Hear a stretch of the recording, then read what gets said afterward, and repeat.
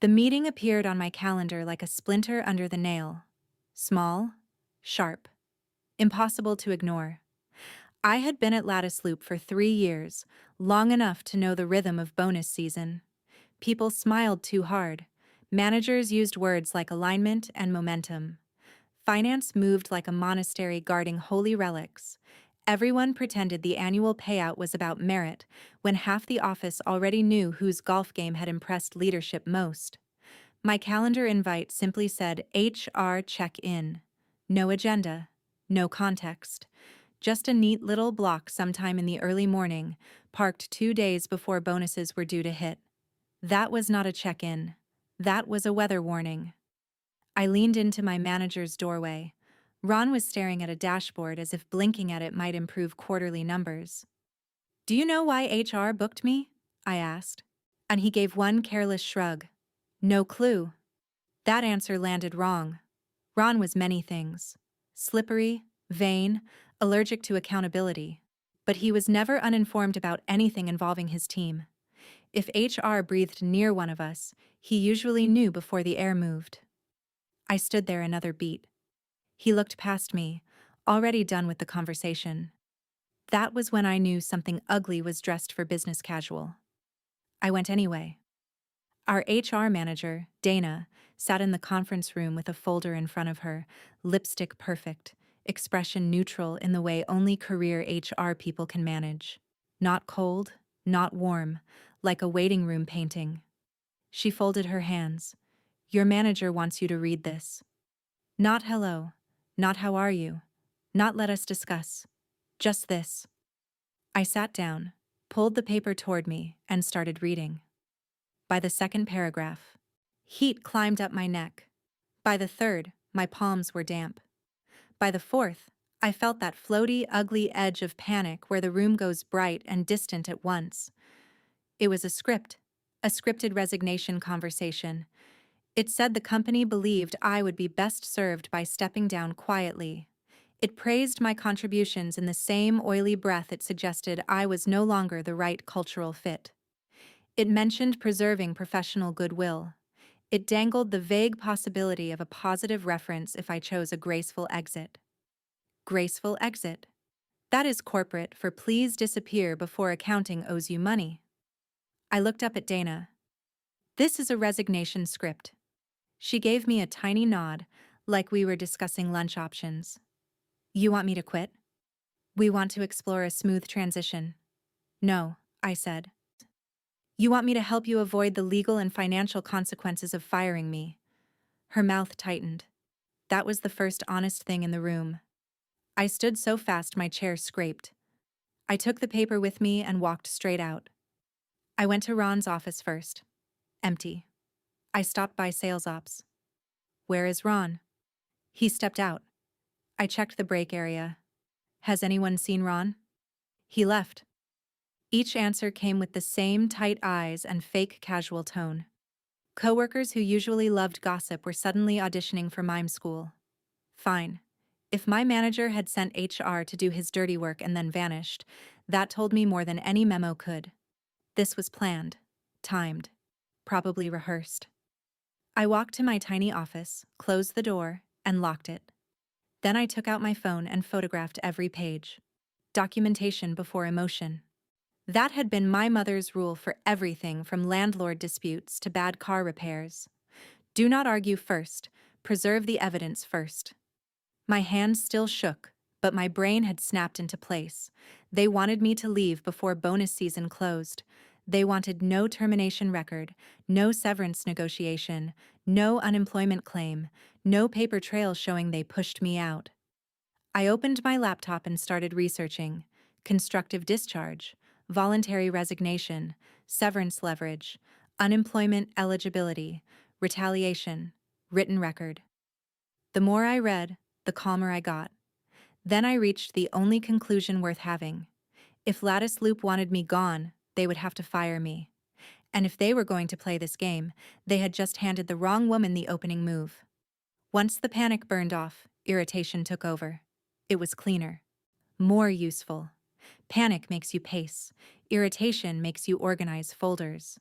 I made one on my laptop called Performance Archive, bland enough to avoid attention if someone saw my screen.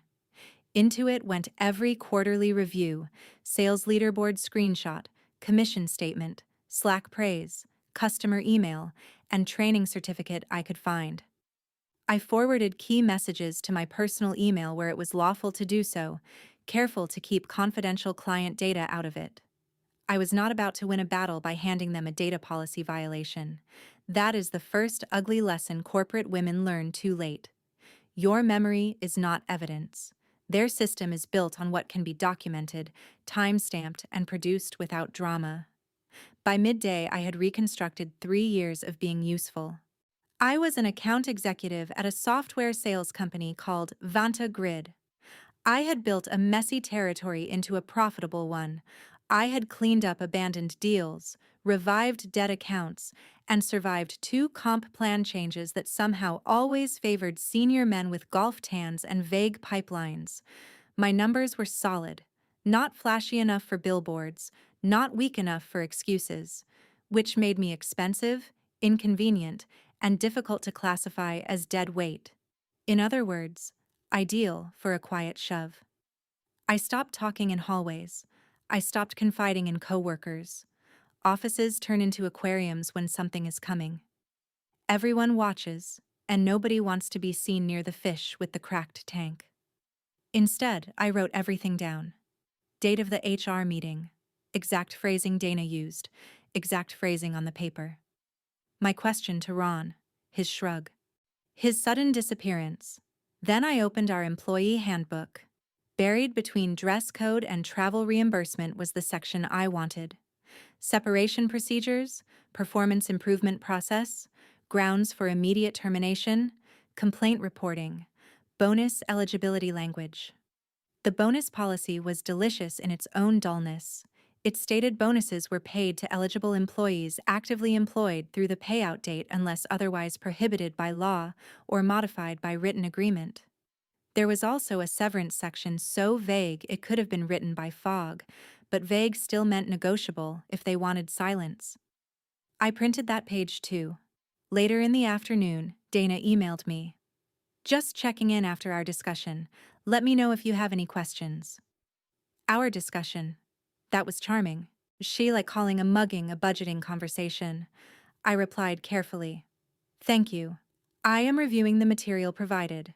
At this time, I am continuing in my role and performing my duties as usual. If the company has concerns about my performance or employment status, please provide them to me in writing. Then I sent it.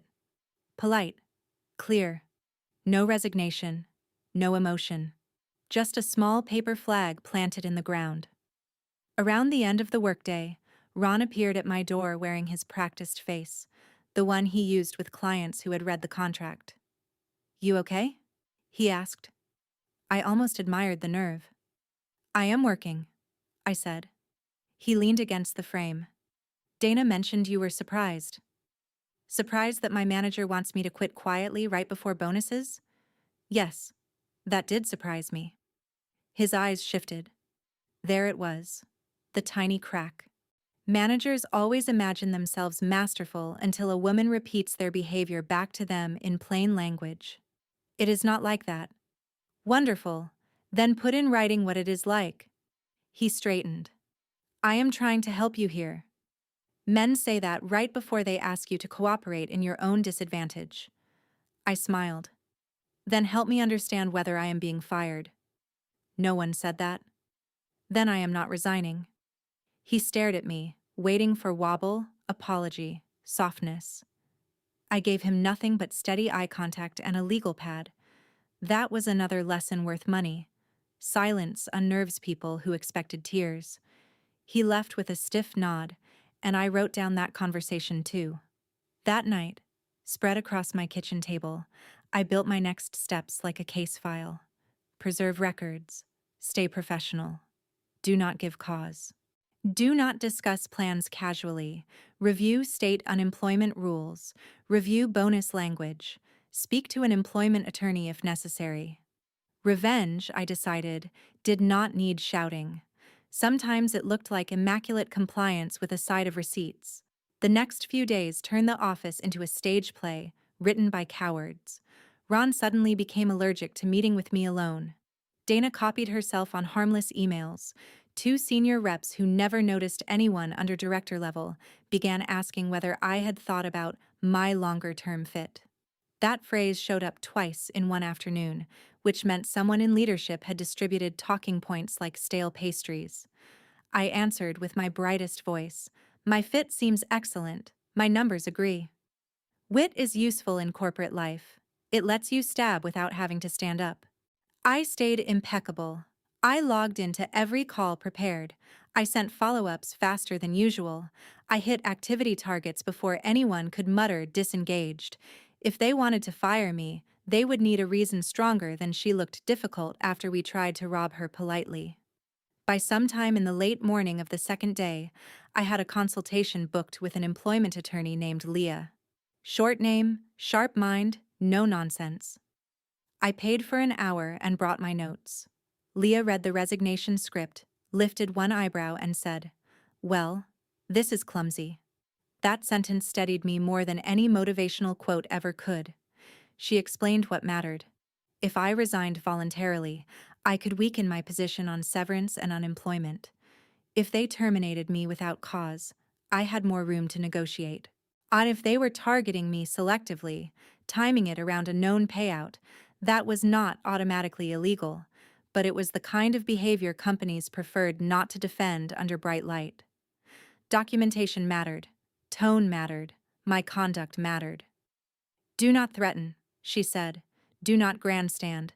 Let them create the record." That line was worth the fee all by itself. She also gave me practical guardrails. Do not take proprietary data. Do not announce legal research. Communicate in writing when possible. If they offer anything, ask for time to review. Never sign on the spot. Check whether the release includes wage claims, bonus disputes, non-disparagement, or broad cooperation language. I wrote it all down. As I walked back toward my building, I felt something lovely and mean settle inside me. Not rage, architecture. I was no longer reacting. I was arranging furniture for their collapse. The office must have sensed the shift. Ron tried friendly. Dana tried formal. Leadership tried distance. I gave each version the same polished answer. I remained committed to my role and would continue performing my responsibilities. Then bonus day arrived. Money hit everyone else before midday. My account stayed unchanged. That was the moment my suspicion matured into certainty. They were not confused. They were not exploring fit. They were trying to squeeze me out while withholding compensation and hoping I would become emotional enough to make their job easier. Instead, I emailed payroll and copied HR. "I have not received my annual bonus. Please confirm whether this is an administrative delay or whether the company has determined I am ineligible. If ineligible, please provide the basis in writing." There it was again, that useful phrase. In writing. It makes liars sweat through premium cotton. An hour later, Dana asked to meet. This time, I brought a notebook and sat nearest the door. She smiled with all the warmth of an airport scanner. "There are concerns about team cohesion and leadership confidence." "Those are broad words," I said. "Do they affect my employment status?" "We are assessing options." "Am I fired?" "No." "Am I receiving my bonus?" "We are still evaluating that." "Based on what?" "Several factors." "Please list them." Her jaw tightened. I almost felt bad. Almost. When meetings get vague, you ask narrower questions. It is like tightening a knot until the truth cannot wriggle out. She finally said they believed my role might be ending soon and wanted to discuss a mutual separation package. There it was. No performance plan, no misconduct claim. Just a company trying to turn pressure into consent. I looked at her and understood exactly why women are taught to be agreeable. Agreeable people sign bad paper. "I am not resigning," I said. "If the company wants to terminate me, it can do so formally. Any proposal should be sent in writing." I stood and left before she could rearrange the fog. Back in my office, I wrote down every word while it was fresh. They had still not fired me. which meant they still needed something from me, and that meant I was finally negotiating. By then, I knew the shape of the trap. They wanted a mutual separation before my missing bonus became a wage dispute, and before my clean record made termination look arbitrary. They wanted me grateful for scraps. They wanted the kind of woman who says, "I do not want any trouble," as if trouble were a weather pattern and not a business strategy. Unluckily for them, my grandmother raised me on better material. She used to say that a contract is just a story someone wants you to believe at your own expense. Read every line until you understand whose ending it serves.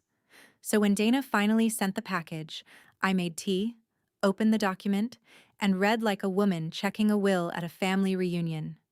2 weeks of base pay. No bonus. A general release broad enough to smother every claim from wages to discrimination to common sense. A non-disparagement clause. A cooperation clause. Return of property. Confidentiality. And a line saying I affirmed no other compensation was owed. That line nearly made me laugh out loud.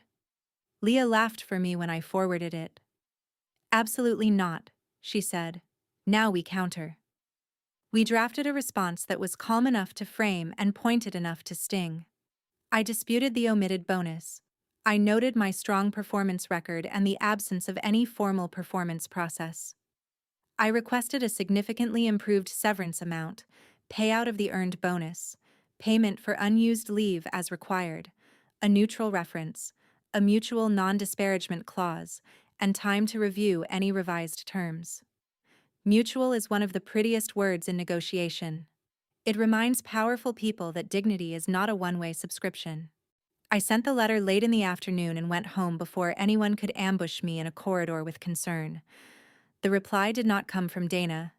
It came from legal. That was when I knew I had stepped on the right floorboard. The company attorney asked for a call. Leah told me not to take it alone. We scheduled one with her present. Corporate counsel spoke in that smooth, expensive tone, designed to make nonsense sound inevitable. He said the company valued my contributions. He said there had been alignment challenges. He said the package was fair under the circumstances. Leah asked one beautiful question. What circumstances specifically? Silence. I nearly smiled into my water glass. He tried again. Organizational transition, evolving needs, strategic restructuring. Those are all synonyms for we hoped she would leave before asking harder questions. Leah replied that any restructuring explanation should be consistent with their bonus decision and their lack of documented performance concerns. She mentioned, very lightly, that timing can be relevant in wage disputes and unemployment proceedings. No threat, just a lantern set on the table. The call ended with promises to revisit terms. 3 days later, they fired Ron. I wish I could claim moral complexity, but what I felt was pure, sparkling satisfaction. Word traveled fast, as it always does when a smug man is escorted out with a cardboard box and a face like expired yogurt. Officially, he had violated expense policies and mishandled team reporting. Unofficially, he had been reckless enough to leave fingerprints on more than my situation. 2 coworkers quietly told me he had done versions of this before. Push women out before commission disputes, promise promotions that dissolved after maternity leave, shuffle accounts toward favorites. Always just deniable enough. That is the thing about weak men in polished shoes. They think pattern is the same as secrecy. Dana called me in after his exit. For the first time, she looked tired. The company has revised its offer. Of course it had. This version included 8 weeks of pay, my full bonus, benefits through the severance period, a neutral reference, mutual non-disparagement, and no admission that I was waiving compensation already owed beyond the agreed terms. It was not generosity. It was risk management in a blazer. I reviewed every line with Leah, made 2 more edits, and waited. Waiting is a negotiation skill no one teaches girls because patient women are useful until they become expensive. By the next morning, they accepted. I signed only when the story on the page finally served my ending too, and even then, I was not done, because a clean exit is satisfying. but a strategic one is art. My last week at Vantagrid was so polite it nearly qualified as satire. I documented handoffs. I returned equipment. I copied myself on final payroll confirmations. I saved the signed agreement in 3 places. I filed for unemployment the moment the separation date became official, because dignity does not pay rent, and there is no prize for making your hardship easier for a company that manufactured it. I also kept records of my bonus payment and severance in case accounting developed selective amnesia. Women are often trained to feel guilty for protecting themselves. I recommend a different hobby. On my final day, Dana thanked me for my professionalism. I thanked her for sending everything in writing. Her expression twitched. Tiny. Perfect. Enough. That should have been the ending, but life has a sense of humor and mine tends to wear heels. About 6 weeks later, a former client called me. Then another. Then a sales engineer I trusted reached out for coffee. Then a recruiter who had heard whispers asked whether I would consider helping build a new revenue team at a smaller firm called Cinderpath. Cinderpath sold compliance software, of all things. I laughed for a full minute when I heard that. Apparently, the universe likes irony with structure. The founder, Mina, was blunt, sharp, and refreshingly uninterested in theater. She asked better questions in one interview than Ron had asked in 3 years. How do you protect margin without poisoning trust? How do you review a comp plan for hidden bias? What documentation should managers keep before discussing termination? How do you keep ambitious people from becoming collateral damage for insecure leaders? Now those were my kind of business questions.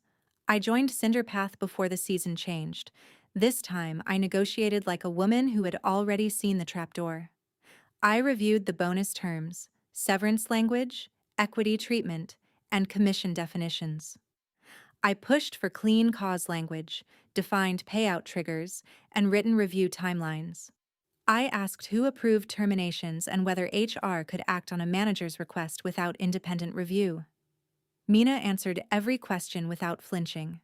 That is another useful clue. Honest employers do not get offended when you read the map. A few months into the role, one of my new hires, a smart young rep named Liv, knocked on my office door looking pale. HR had booked her for a vague meeting. She wanted to know whether she was overthinking. I told her to sit down. Then I taught her the rules I had learned the hard way. Save your records. Ask for concerns in writing. Never resign under pressure without advice. Review what you are owed. Read every agreement as if it were trying to outsmart you, because sometimes it is. Professional does not mean passive. Calm is not surrender. And when someone wants speed, that is often because time helps you. She listened, shoulders slowly lowering, pen flying across the page. In that moment, I understood the best kind of revenge. Not just winning your own case, building a life so well structured that the trick stops working on the next woman too. Sometimes I still think about that paper Dana slid across the table. The script that was supposed to make me sweat my way into surrender. I keep a redacted copy in a private folder labeled tuition, because that is what it was in the end. Expensive for them. Valuable for me. They wanted me to quit quietly. Instead, they paid me to leave properly. Exposed the manager they should never have trusted, and financed my move into a better title, better contract, and better company. Not bad for a woman they thought would panic. Turns out I only sweat on the way to collecting evidence.